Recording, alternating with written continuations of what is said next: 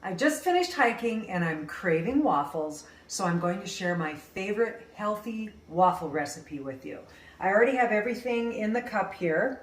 3 eggs, 1 cup of cottage cheese, 1 cup of oatmeal, and I like to add a teaspoon of vanilla and a tablespoon of granulated sweetener like monk fruit or stevia. Put that all in a cup. I do want to mention one thing though. Cottage cheese is pretty high in sodium, so if you can find the no salt or the lower salt, then they're going to definitely be healthier.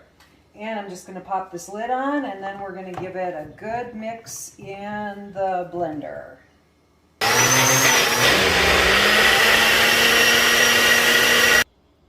Okay, here's what it looks like when it's all blended.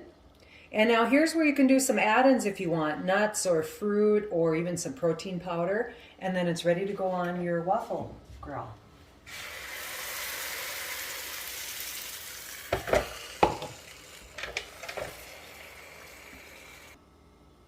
It's all ready. Now I just have to add my favorites, maple syrup and some fruit, and I'm going to relax and enjoy it.